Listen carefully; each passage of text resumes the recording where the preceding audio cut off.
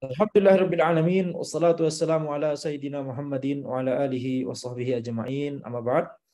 Insyaallah kita lanjutkan pembahasan kajian kitab Kun Salafiyan Alal Jaddah karya Syekh Abdul Salam bin Salim As-Suhaimi hafizahullahu taala, di mana kita sampai pada kaidah yang kelima dari Ahli Sunnah wal Jamaah, kaidah yang kelima dari manhaj salaf, yaitu annal ahkamal usuliyah wal furu'iyah la tatimmu illa bi amrayn huma wujudus syuruti wa intifa'ul mawani'.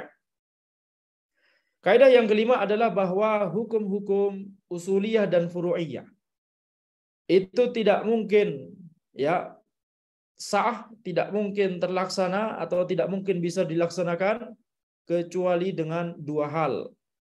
Yang pertama adalah terwujudnya syarat-syaratnya, dan yang kedua adalah hilangnya penghalang-penghalangnya. Apa yang dimaksud dengan al-ahkam al-usuliyah wal furu'iyah? Yang dimaksud di sini adalah hukum-hukum akidah dan fikih. Ya, hukum-hukum akidah dan fikih.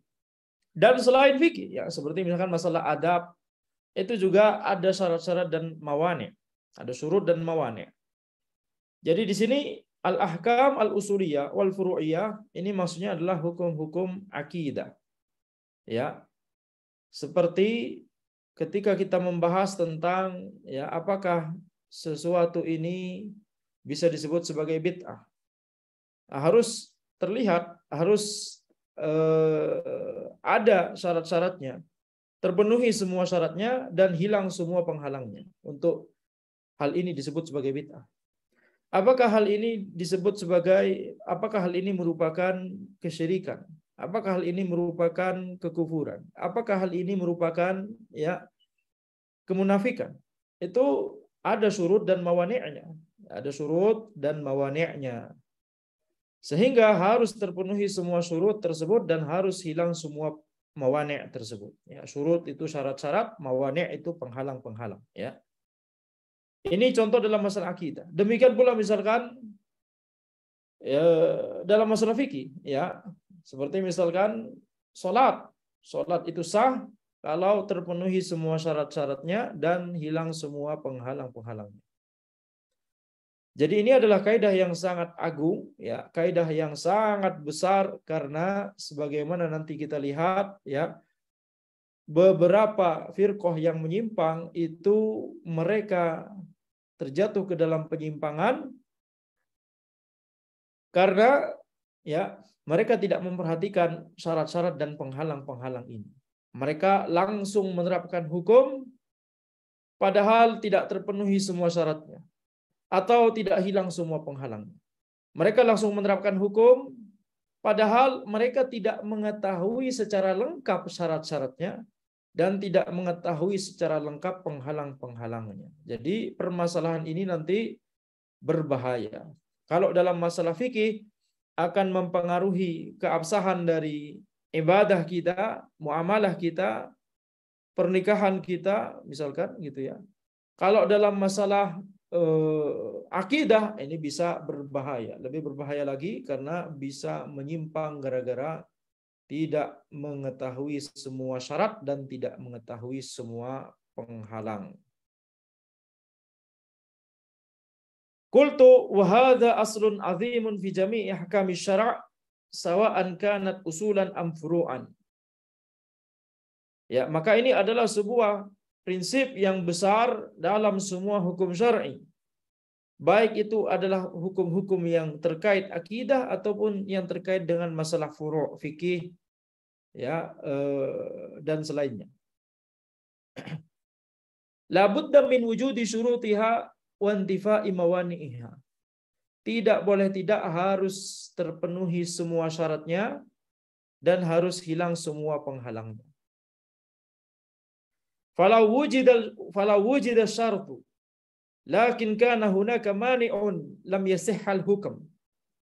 Kalau misalkan ada syarat-syaratnya terpenuhi semua, akan tapi kemudian ada suatu penghalang, satu saja, semua syarat terpenuhi, akan tapi ada satu penghalang, maka hukum tersebut tidak sah, tidak bisa dilaksanakan atau tidak bisa terlaksana. Dan kalau misalkan semua penghalangnya tidak ada, akan tapi ada satu syarat saja yang tidak terpenuhi, maka ya hukum tersebut juga tidak sah, tidak bisa dilaksanakan atau tidak bisa terlaksana.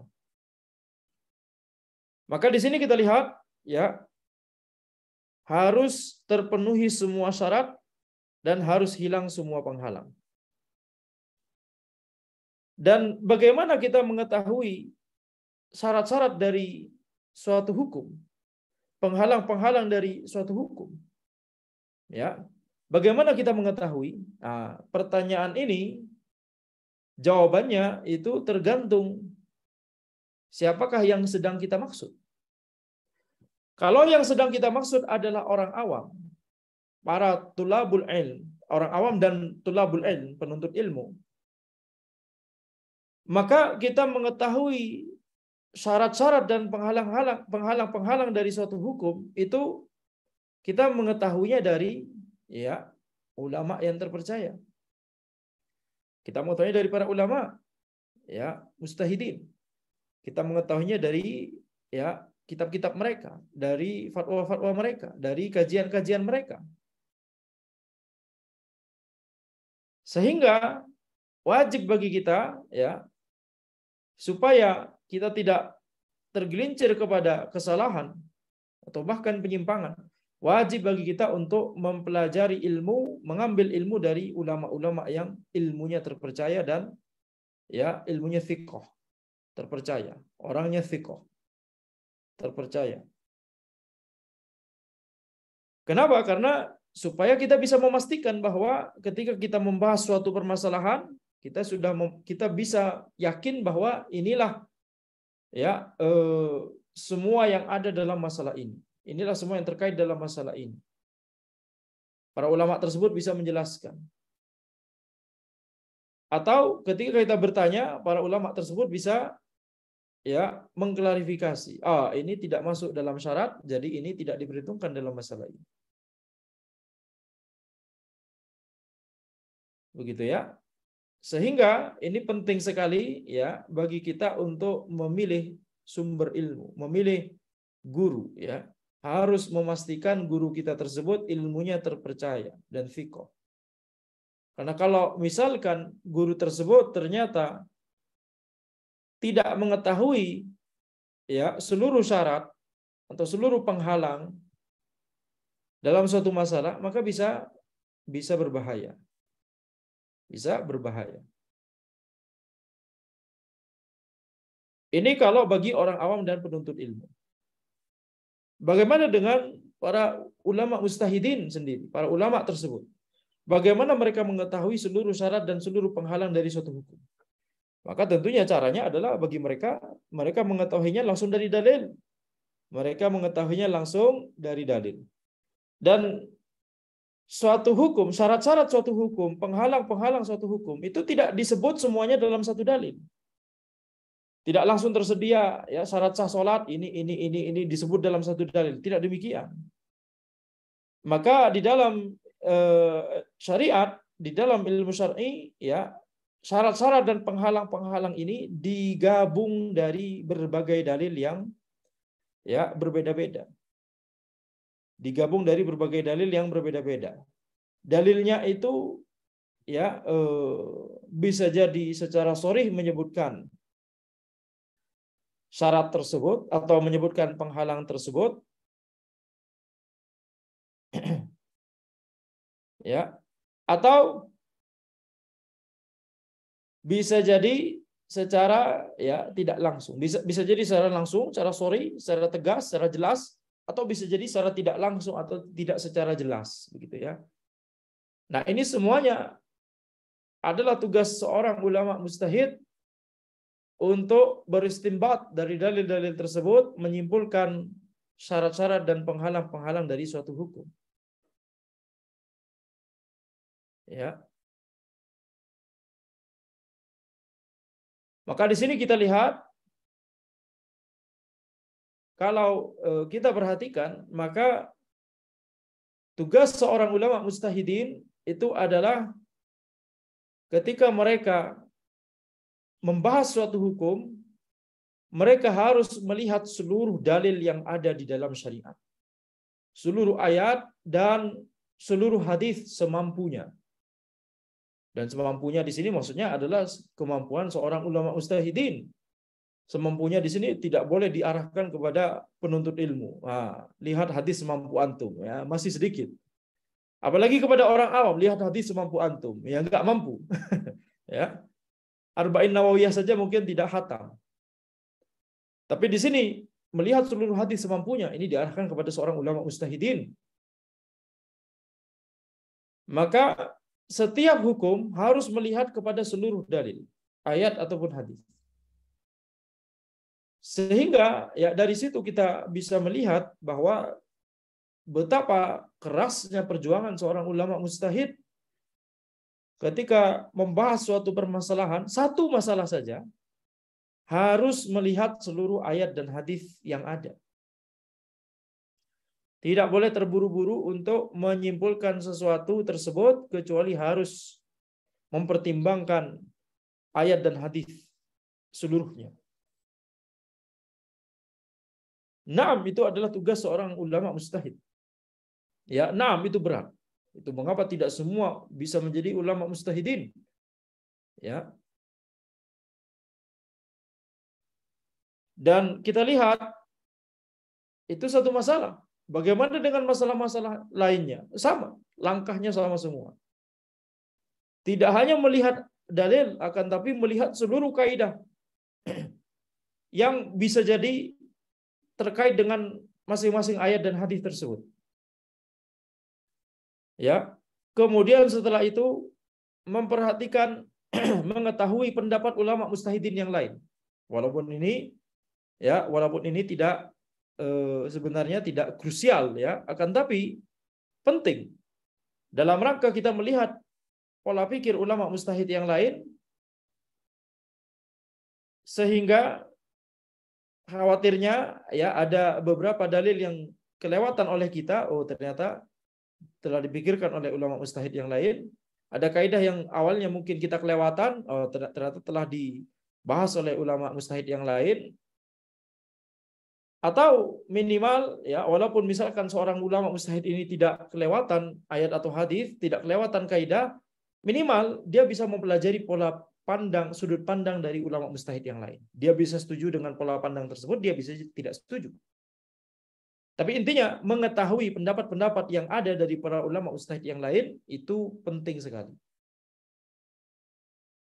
Bahkan bisa jadi wajib. Kenapa? Karena ini dalam rangka untuk memastikan hasil ijtihadnya benar. Dan dalam rangka untuk memastikan hasil ijtihadnya benar, didapat dengan cara muqaranah, membandingkan antara ijtihad dia dengan ijtihad ulama mujtahid yang lain. Sehingga idealnya adalah dia beristihad dulu, setelah selesai, dan yang dimaksud selesai di sini adalah dia merasa bahwa walaupun dia menghabiskan waktu dan tenaga setelahnya, tidak akan ada perubahan lagi. Ini sudah hasil final, kesimpulan final yang dia dapat dari hasil ijtihad dia dalam satu masalah ini. Setelah dia mendapatkan hasil tersebut, baru dia bandingkan dengan hasil ijtihad para ulama yang lain. Dia bisa rujuk dari pendapatnya setelah melihat, oh, anak kelewatan hadis ini, oh, anak kelewatan kaidah ini. Atau dia bisa membantah pendapat ulama yang lain kalau dia tidak setuju dengan pendapat ulama mujtahid yang lain. Dia bisa bantah, ini anak tidak setuju karena begini, karena begini, dan seterusnya. Ya. Bantahan itu penting bagi siapa? Bagi ulama mujtahid yang lain. Jadi membantah secara ilmiah ini penting. Ini penting. Ini tugasnya seorang ulama mujtahid. Ini tugasnya seorang ulama mujtahid. Wajib bagi seorang ulama mujtahid setelah dia beristihad untuk melihat hasil istihad ulama yang lain, untuk terus menelaah dalil dan kaidah-kaidah, supaya apa? Supaya dia bisa memastikan hasil istihadnya benar. Khawatirnya dia kelewatan suatu dalil, dia kelewatan suatu kaidah, dia kelewatan suatu sudut pandang. Ini pekerjaannya mustahid. Kalau ini pekerjaannya mustahid, maka penuntut ilmu yang sedang belajar, sedang berproses untuk menuju ke sana, juga harus membiasakan dengan hal ini. Ini sebuah kaidah yang penting dalam masalah ini. Kalau kita melihat pekerjaannya mustahid seperti apa, syarat-syarat yang dimiliki seorang mustahid seperti apa? Apa syarat-syarat yang dimiliki yang harus dimiliki oleh seorang ulama agar dia bisa menjadi mustahid, agar dia bisa beristihad? Ya, mengetahui dalil Al-Quran dan As-Sunnah, mengetahui kaidah-kaidah, yakni mengetahui usul dan kaidah-kaidah, mengetahui bahasa Arab yang bisa dipahami, sehingga dia bisa memahami Al-Quran dan As-Sunnah dan kaidah-kaidah dan usul tersebut. Ini diantaranya. Ini syarat istihad, syarat mustahid. Penuntut ilmu yang berproses untuk ke sana, nah bisa jadi belum terpenuhi secara maksimal, akan tapi harus mulai berproses, betul tidak? Kaidah penting itu. Ketika kita membaca pekerjaan, ketika kita mempelajari, ini pekerjaannya mustahid. Ini ya yang dilakukan mustahid. Ini syarat yang harus dipenuhi mustahid. Maka penuntut ilmu harus mulai meniti ke arah sana. Kaidah penting. Maka ketika tadi kita sebutkan, seorang mustahid harus mengetahui pendapat-pendapat dari mustahid yang lain. Harus mengetahui pendalilan-pendalilan dari mustahid yang lain, harus mengetahui ya sudut pandang dari mustahid yang lain dalam rangka supaya dia memastikan bahwa hasil ijtihadnya itu benar, dalam rangka supaya dia memastikan tidak ada dalil yang dia kelewatan, tidak ada kaidah yang dia kelewatan, tidak ada sudut pandang yang dia kelewatan, dalam rangka supaya tujuan-tujuan ini tercapai, wajib bagi seorang mustahid untuk cakrawalanya luas, memperluas cakrawala, melihat pendapat-pendapat mustahid lain, melihat pendapat-pendapat mazhab lain, melihat pendalilan-pendalilan mazhab lain, mendiskusikan. Kalau misalkan pendalilannya berbeda, sudut pandangnya berbeda, kaidahnya berbeda, dalilnya berbeda, maka harus itu dibahas. Ya, harus itu dibahas. Kalau memang masih setuju dengan pendapat dia sendiri, ini mustahid ya. Kalau mustahid tersebut masih setuju dengan pendapat dia sendiri, maka dia harus secara ilmiah ya membantah, menjelaskan mengapa pendapat lain itu pendalilannya salah menurut dia.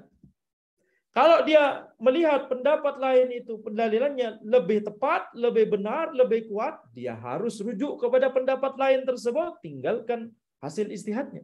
Ini amalan seorang mustahid. Ini perbuatannya seorang mustahid. Inilah yang dilakukan oleh seorang mustahid.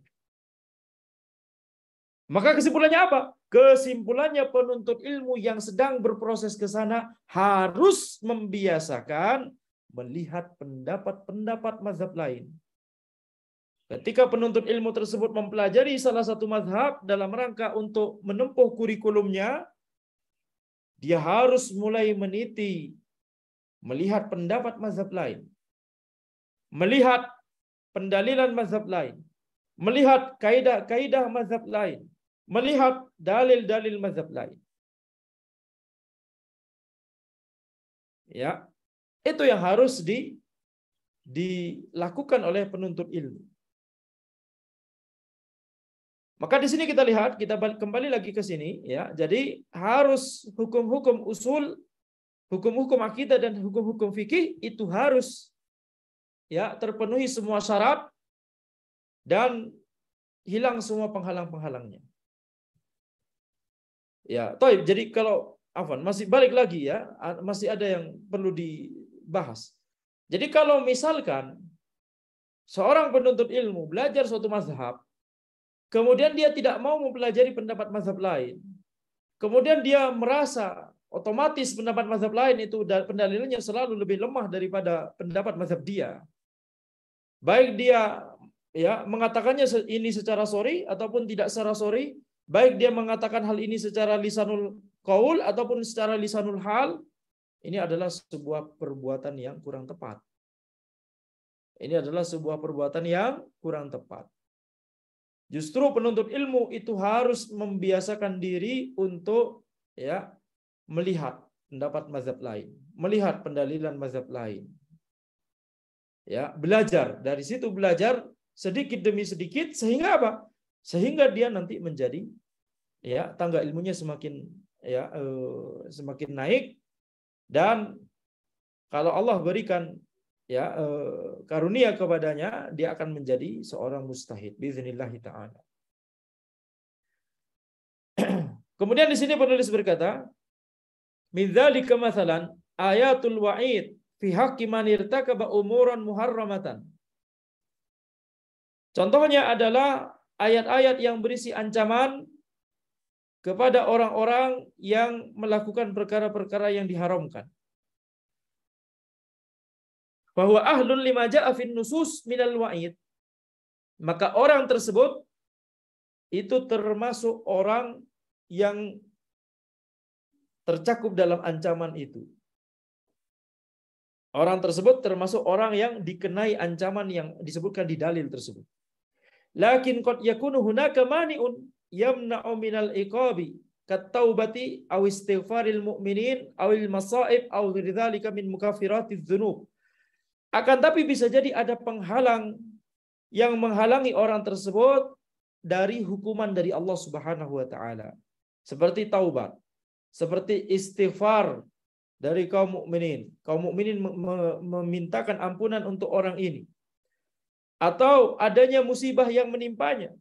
Membuat itu adalah penghalang. Nah, membuat seseorang tersebut yang harusnya diazab oleh Allah gara-gara dia melakukan perbuatan keharaman, akan tapi karena dia terkena musibah, maka bisa jadi musibahnya itu ya menghalanginya agar tidak terkena hukuman atau azab dari Allah Subhanahu wa taala. Au ghairi dzalika min mukaffirati dzunub, atau ya hal-hal yang lain yang merupakan ya penggugur dosa. Wa min dzalika as-salatu mathalan la budda min wujudi syartiha wa huwa at-taharah. Contoh yang lain adalah salat. Tidak harus terpenuhi syarat-syaratnya, yakni taharah. Ini salah satunya saja, ya. Ini penulis menyebutkan salah satu syarat sah salat saja, yaitu taharah. Faman arada as-salata bila taharatin fala tasihhu minhu li faqdi syartiha. Maka barang siapa yang menginginkan salat, yang ingin mengerjakan salat tapi tanpa taharah, maka tidak sah salat tersebut karena syaratnya tidak terpenuhi. Wa min hadzal asli at-takfir wa at-tabdi'u at-tafsiq. Ya, di antara contoh dalam kaidah ini adalah masalah takfir, mengkafirkan, masalah tabdi', membid'ahkan, masalah tafsiq, memfasikkan. Wa huwa babun qad azumat fihi al-fitnatu wal mihnatu wa tashat fihi al-ahlamu wa kathara fihi al-iftiraqu wa tashattata fihi al-ahwa' wal ara'. Ini adalah bab yang fitnah dalam masalah ini besar sekali. Ujian dalam masalah ini besar sekali. Dan orang-orang pikirannya itu pada bingung semua dalam masalah ini. Tashat fihil ahlam. Bingung pikirannya. Wa kathara fihil iftiraq. Dan banyak sekali perpecahan dalam masalah ini. Wa tashattata fihil ahwa' wal ara'. Dan banyak sekali hawa nafsu dan pemikiran-pemikiran yang berserakan dan bertebaran dalam masalah ini. Ya, masalah takfir, masalah tabdi', masalah tafsik. yakni masalah menilai apakah orang ini kafir atau tidak, apakah orang ini ahlul bid'ah atau tidak, menilai apakah orang ini orang fasik atau tidak. Itu yang dimaksud dengan takfir, tabdi' dan tafsik. Wa mauqifu ahli sunnati wal jamaati as-sa'irina ala manhaji salafis salih min takfir ahli bid'ah wal aqaidil fasidati wa tafsil. Maka sikap dari ahli sunnah wal jamaah, posisi dari ahli sunnah wal jamaah, ya, pendirian dari ahli sunnah wal jamaah yang meniti jalannya para as-salafus salih dalam masalah takfir dari ahli bid'ah dan takfir dari ahli aqaid wal al-fasidah, dalam masalah mengkafirkan orang-orang yang terjatuh ke dalam kebid'ahan dan akidah-akidah yang menyimpang, maka posisinya Ahlussunnah wal Jamaah, pendiriannya Ahlussunnah wal Jamaah, pendapatnya Ahlussunnah wal Jamaah adalah at-tafsil, perincian. Perhatikan. Ya, kebanyakan dalam masalah akidah harus terperinci. Karena kalau tidak terperinci, maka bisa terjatuh kepada penyimpangan. Ya, bisa terjatuh kepada penyimpangan. Wa huwa anna ahlal bid'ah laisu ala darajatin wahidah. Yaitu karena ahlul bid'ah itu tidak berada di atas satu derajat yang sama. Ini akidah Ahlussunnah wal Jamaah. Ahlul bid'ah itu bertingkat-tingkat. Sebagaimana orang kafir itu juga bertingkat-tingkat. Faminhum man huwa maqtu'un bi takfirihi. Ya. Faminhum man huwa maqtu'un bi takfirihi. Nah, ini bukan tak marbutoh tapi ini harusnya dhamir. Kaman ata bi qaulin aw fi'lin mukaffirin. Seperti orang yang melakukan perkataan dan perkataan atau perbuatan yang mengkafirkan. Wa tammat fi haqqihi syurutut takfir wa intafat mawani'uhu. Dan ya, telah berlaku padanya seluruh syarat, telah terpenuhi seluruh syarat untuk bisa dikafirkan. Dan wantafat mawani'uhu, harusnya tidak ada hamzah di sini. Wantafat mawani'uhu, dan hilang semua penghalang-penghalang baginya untuk dikafirkan. Jadi takfir itu ada dua, takfir am dan takfir muayyan. Takfir am itu maksudnya adalah ya, ketika kita menilai apakah suatu perkataan atau keyakinan atau perbuatan itu merupakan kekufuran atau tidak. Ini namanya takfir am. Ketika kita mempelajari, apakah kalau orang meyakini ini adalah keyakinan yang merupakan kekufuran. Apakah kalau orang melakukan atau mengatakan ini, apakah perkataan ini merupakan perkataan kekufuran. Kalau orang melakukan perbuatan ini, apakah perbuatan ini adalah perbuatan kekufuran. Ketika kita mengatakan iya, ini adalah kekufuran, maka ini namanya takfir am. Dengan kata lain, ini teori. Ya, ini teorinya, ini prinsipnya. Keyakinan ini adalah kekufuran. Perkataan ini adalah kekufuran. Perbuatan ini adalah kekufuran. Ini teorinya, ini prinsipnya, ini ilmunya, begitu ya. Kalau kita mempelajari takfir am, ini berarti sama saja kita mempelajari ilmu tentang apa saja yang merupakan perbuatan kekufuran, apa saja yang merupakan perkataan kekufuran, apa saja yang merupakan keyakinan kekufuran. Penting tidak untuk dipelajari? Penting sekali. Sangat penting sekali. Itu takfir am. Ya, kita mempelajarinya dalam rangka apa? Dalam rangka supaya kita tidak terjerumus ke dalam keyakinan kekufuran tersebut. Tidak terjerumus ke dalam perkataan kekufuran tersebut. Tidak terjerumus ke dalam perbuatan kekufuran tersebut. Penting sekali untuk dipelajari. Kita mempelajari dalam rangka supaya keluarga kita, teman-teman kita, ya, masyarakat tidak terjerumus ke dalam keyakinan perkataan dan perbuatan yang merupakan kekufuran tersebut. Kita mempelajarinya dalam rangka supaya kita bisa mengingatkan, saling mengingatkan. Penting tidak untuk dipelajari? Penting, sangat penting sekali. Ini namanya takfir am. Adapun takfir muayyan ini maksudnya mengkafirkan orang tertentu, person tertentu, si fulan misalnya. Si fulan kafir atau tidak? Ini takfir muayyan. Ini pembahasan yang berbahaya. Pembahasan yang harus hanya dibahas oleh para ulama. Bukan tugasnya orang awam, bukan tugasnya bahkan penuntut ilmu. Ini tugasnya adalah al-ulama untuk mencap apakah ini fulan ini telah kufur dengan keyakinannya, dengan perkataannya atau dengan perbuatannya tersebut. Ini tugasnya para ulama. Ya. Maka itu namanya takfir muayyan. Nah, sekedar melakukan suatu keyakinan kekufuran, sekedar melakukan suatu perkataan kekufuran, sekedar melakukan suatu perbuatan kekufuran, ya, tidak langsung kemudian orang tersebut langsung kafir. Ada syarat-syarat dan ada penghalang-penghalang. Ya, di sini harus ada syarat-syarat dan harus hilang penghalang-penghalangnya. Nah, syarat dan penghalang ini dipelajari di mana? Dipelajari di babnya. Masalah takfir muayyan itu ada babnya tersendiri, ada pembahasannya tersendiri. Dan itu termasuk pembahasan yang susah. Tidak untuk dipelajari penuntut ilmu tingkatan awal atau bahkan menengah. Ya.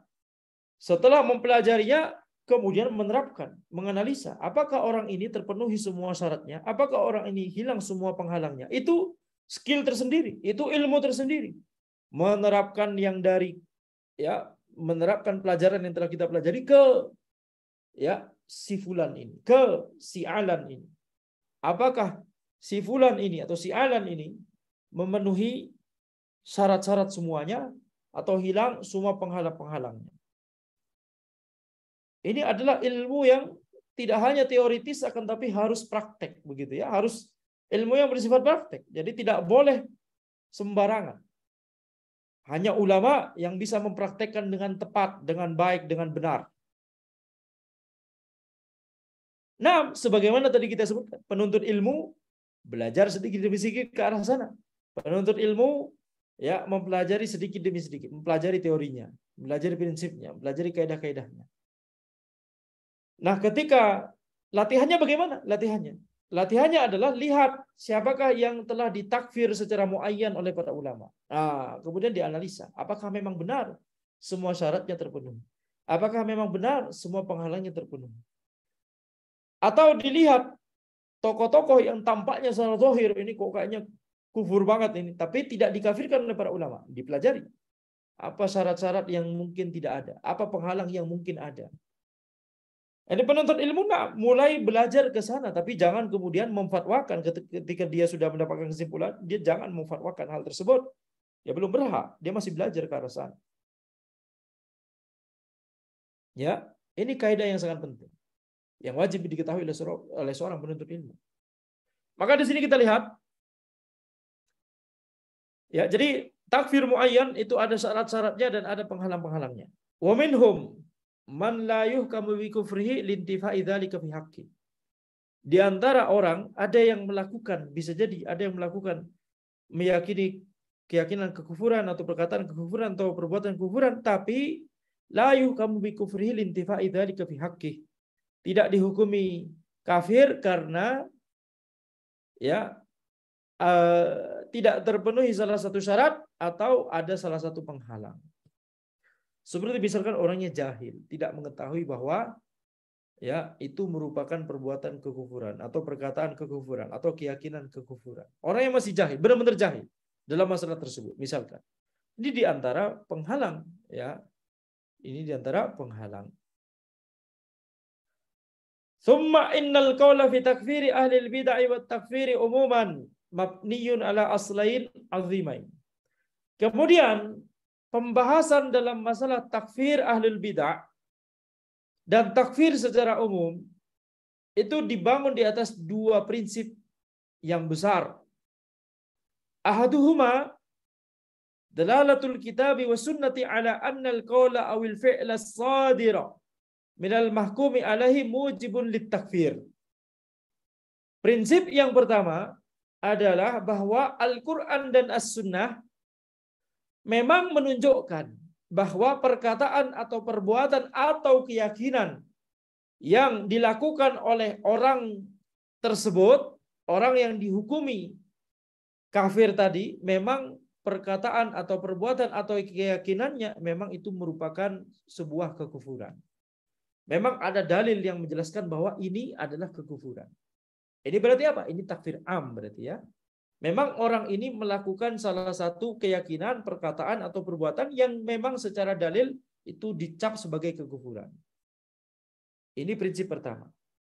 Dan ini yang dipelajari oleh kita sebagai orang awam, penuntut ilmu. Nah, ini yang dipelajari secara fokus, mengetahui mana saja yang dihukumi oleh Al-Quran dan As-Sunnah sebagai kekufuran.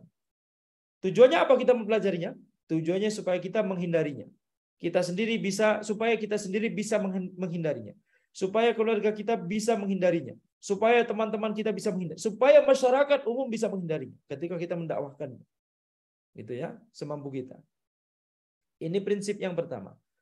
Wa tsanihuma, prinsip yang kedua, intibaqu hadzal hukmi 'ala al-qa'il al-mu'ayyani aw al-fa'il al-mu'ayyani bihaitsu tatimmu syurutut takfir fi haqqihi wa tantafil mawani'.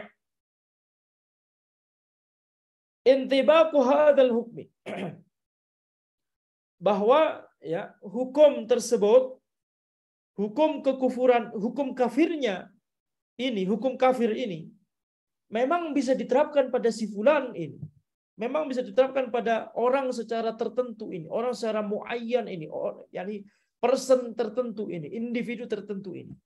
Bahwa hukum kafirnya ini memang bisa diterapkan pada orang ini dengan cara apa? Dengan cara melihat apakah seluruh syarat telah terpenuhi dan apakah seluruh penghalang sudah tidak ada. Ya. Harus melihat apakah syarat-syarat takfir muayyan itu telah terpenuhi semua. Dan penghalang-penghalang takfir muayyan itu sudah hilang semua. Kalau ini sudah terpenuhi semua, maka na'am, hukum tersebut memang bisa diterapkan. Hukum bahwa pelakunya ini kafir bisa diterapkan pada si fulan ini, pada orang ini. Nah, kalau tidak terpenuhi semua syaratnya atau tidak hilang semua penghalangnya, maka tidak boleh kita mencap si fulan ini sebagai orang kafir. Walaupun secara zahir dia melakukan keyakinan kekufuran, perkataan kekufuran, perbuatan kekufuran. Ya, karena bisa jadi ada salah satu syarat yang tidak terpenuhi atau ada salah satu penghalang yang ada begitu ya. Apa contohnya? Misalkan kita mengatakan sudah mencap, ya, sudah keras, sudah menaikkan, sudah bernada tinggi mengatakan antum kafir ya fulan. Ternyata orang ini ya qadarullah gila, ya, dia bukan mukallaf. Gimana dia menjadi kafir? Walaupun dia melakukan perkataan kekufuran, perbuatan kekufuran, misalkan bakar Quran, tapi ternyata orang gila. Dia memang bukan mukallaf dari sananya. Wajib bagi kita untuk menghentikan perbuatan dia, akan tapi ya, tidak kemudian kita katakan antum ya termasuk ahlun nar dan seterusnya begitu ya. Atau antum termasuk orang kafir dan seterusnya. Ini kurang tepat. Atau orang tersebut jahil, atau orang tersebut dari kecil sampai ya umurnya tersebut sampai pada saat tersebut dia selalu tinggal di area di mana para ulamanya berfatwa bahwa ini adalah sebuah hal yang tidak mengapa. Padahal itu adalah kesyirikan misalkan. Padahal itu adalah kesyirikan. Tapi fatwa-fatwa ulama semuanya di sekelilingnya begitu ya, semuanya begitu. Sehingga dia tidak benar-benar tidak tahu bahwa ini adalah kesyirikan. Dia benar-benar tidak tahu bahwa ini adalah kekufuran. Misalkan begitu ya, misalkan. Dan dia yakni sudah berusaha untuk menuntut ilmu. Tapi qadarullah memang itulah lingkungan yang ada di sekelilingnya. Ya ini bisa dipahami kalau kita ya berada di tempat terpencil, tidak ada komunikasi seperti internet begitu ya. Kalau ada internet maka tentunya ya banyak ulama lain, ustadz lain yang telah menjelaskan tentunya ya. Insya Allah banyak yang sudah menjelaskan tentang masalah kesyirikan, kekufuran. Ini nggak dapat uzur ini kalau seperti ini. Tapi kalau misalkan orang tersebut memang ya tempatnya terpencil, tidak pernah keluar daerahnya, tidak pernah ada kabar yang dia tahu, semua ulama di sekelilingnya atau yang dia anggap ulama begitu ya, itu atau yang dianggap ulama oleh masyarakat itu memfatwakan begini dan orangnya sebenarnya hanif, dia mencari kebenaran, cuma dia tidak tahu saja. Cuma dia asupannya selama ini begitu gitu ya. Ini semoga mendapatkan uzur bil jahal dari Allah Subhanahu wa taala. Wa hadhanil aslani aidan yantabiqani ala syakhsi 'inda al-hukmi 'alaihi bil ibtida'i aw al fisq. Maka dua prinsip ini berlaku juga bagi orang ketika orang ini ya mau kita hukumi sebagai ahlul bid'ah atau orang fasik. Jadi konteksnya tidak hanya masalah takfir, tapi juga masalah tabdi' atau tafsik. Ketika orang yakni melakukan sebuah keyakinan, perkataan atau perbuatan yang zahirnya adalah kebid'ahan, apakah kemudian kita katakan orang ini adalah ahlul bid'ah? Tunggu dulu.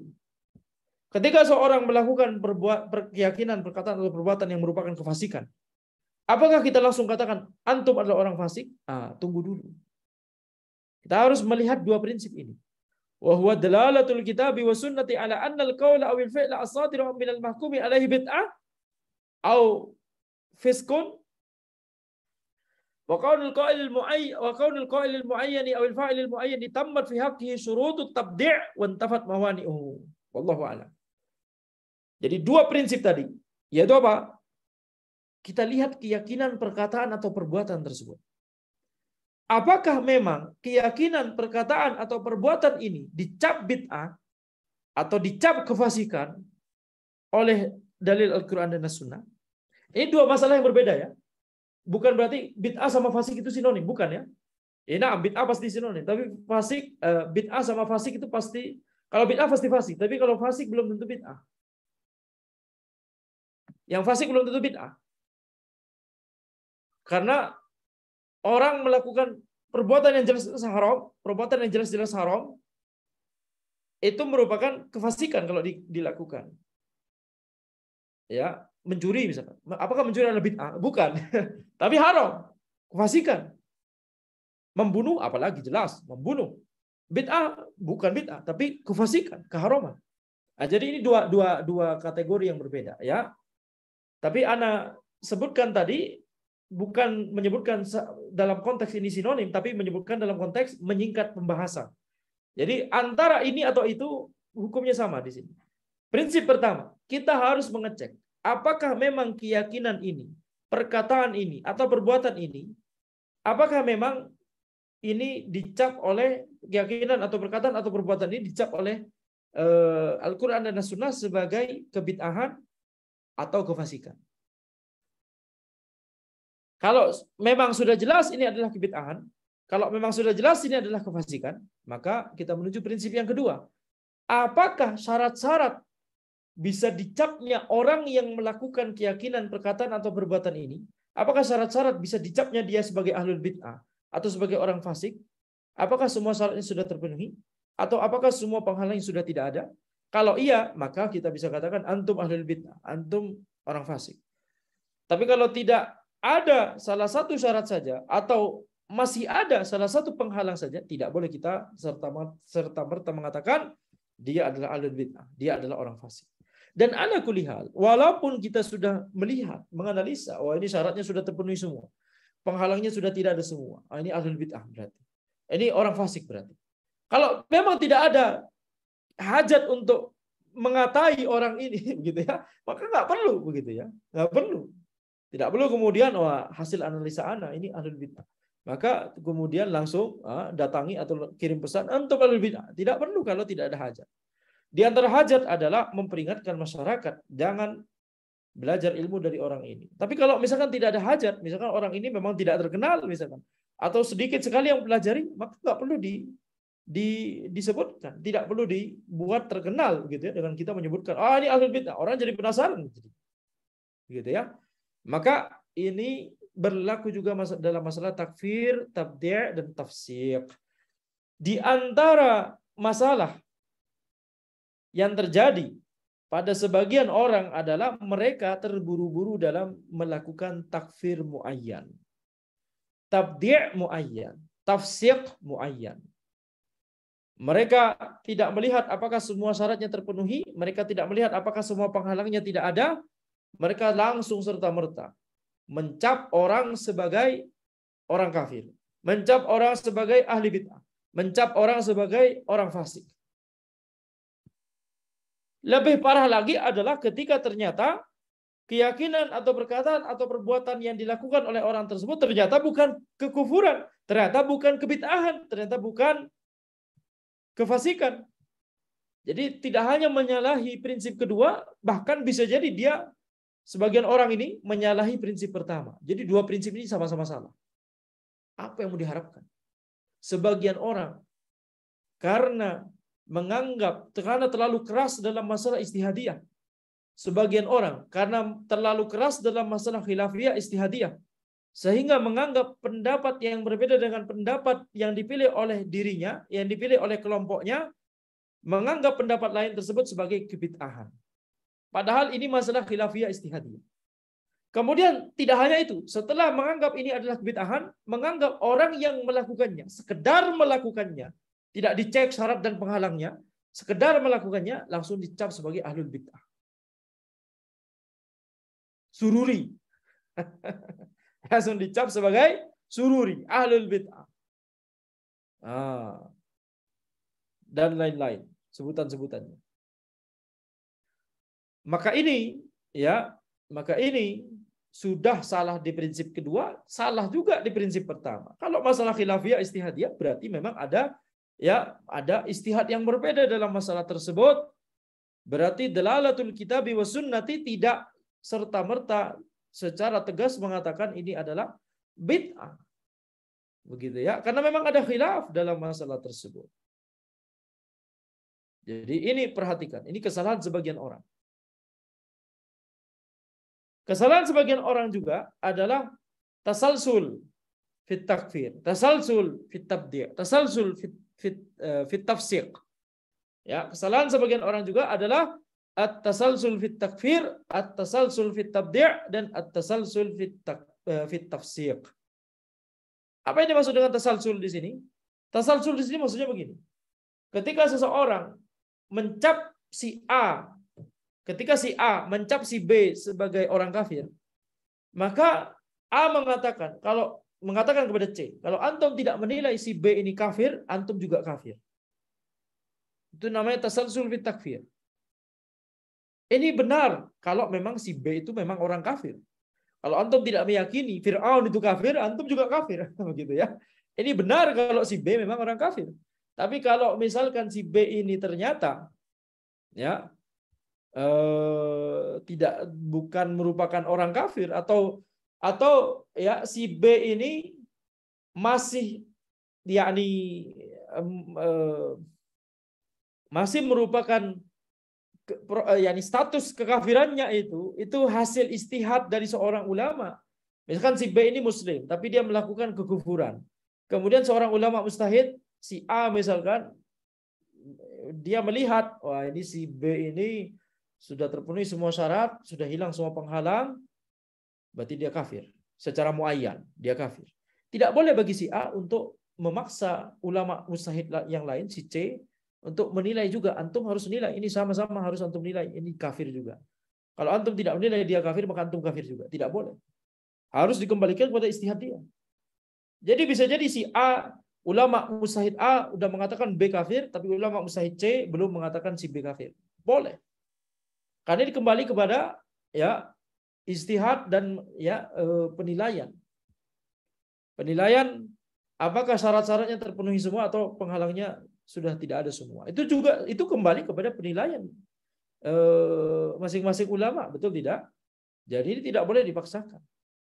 Dalam masalah tabdi' demikian juga.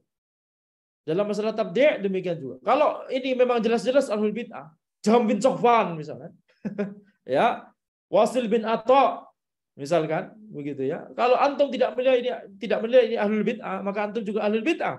Nah, ini boleh untuk dikatakan demikian. Gimana orang ini gembong kebid'ahan, jelas-jelas gembong kebid'ahan, antum tidak nilai ini sebagai ahlul bid'ah? Gimana caranya? Nah, ini jelas ini.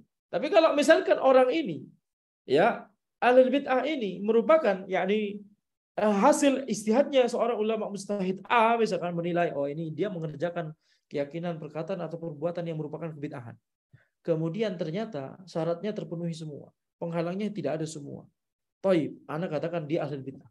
Tapi kemudian si A ini tidak boleh memaksa ulama mujtahid yang lain yaitu C untuk mencap orang ini juga sebagai ahlul bid'ah. Bisa jadi si C masih belum mau untuk mencap si B ini sebagai ahlul bid'ah. Bisa jadi, tidak masalah. Nah, kesalahannya adalah kalau melakukan tasalsul. Berprinsip kalau antum tidak membid'ahkan si B sebagaimana kami telah membid'ahkan dia, antum juga ahlul bid'ah. Satu gerbong sama dia. Ini tidak boleh. Ini tidak boleh. Ini tasalsul fit tabdi'. Demikian pula tasalsul fit tafsiq, demikian. Tasalsul fit tafsiq demikian juga sama. Yang berbahaya adalah kalau tadi kita katakan kalau si B melakukan keyakinan, perkataan atau perbuatan yang jelas-jelas secara dalil adalah kebid'ahan, kemudian ya tabdi' muayyannya itu adalah proses ijtihad dari seorang ulama, ya ini saja tidak boleh kita paksakan orang lain untuk ikut membid'ahkan si B. Padahal kalau kita lihat keyakinannya, perkataan atau perbuatannya yang dilakukan itu jelas bid'ah. Tapi apakah si B kemudian otomatis jadi ahlul bid'ah? Si A sudah mengatakan demikian. Si B ahlul bid'ah berdasarkan penilaian anak. Tapi si C misalkan belum mau mengatakannya karena bisa jadi beda ijtihad, beda penilaian, beda assessment dengan si A. Ini boleh, tidak mengapa. Ya.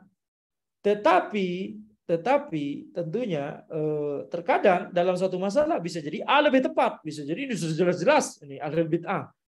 Si C kurang tepat, bisa jadi. Nah, bisa jadi si C yang lebih tepat, bisa jadi A yang terlalu terburu-buru, bisa jadi. Betul tidak? Kalau ini saja kita tidak boleh tasalsul fit tabdi', apalagi kalau misalkan keyakinannya itu sendiri yang dilakukan oleh si B, perkataannya itu sendiri yang dilakukan oleh si B, perbuatannya itu sendiri yang dilakukan oleh si B, itu sendiri masih belum jelas bid'ahnya. Itu sendiri masih merupakan perkara khilafiyah istihadiyah. Ini lebih-lebih lagi tidak boleh untuk kita tasalsul fit tabdi'. Jelas? Ya, ini berbahaya. Ini prinsipnya dalam masalah ini demikian. Ini yang dimaksud dengan at-tasalsul fit takfir wa fit tabdi' wa fit tafsir. Maka demikian yang bisa kami sampaikan dalam pertemuan kita kali ini. Insyaallah kita akan lanjutkan di pertemuan berikutnya. Hadza wallahu a'lam. Subhanakallahumma wa bihamdika asyhadu an la ilaha illa anta astaghfiruka wa atubu ilaik.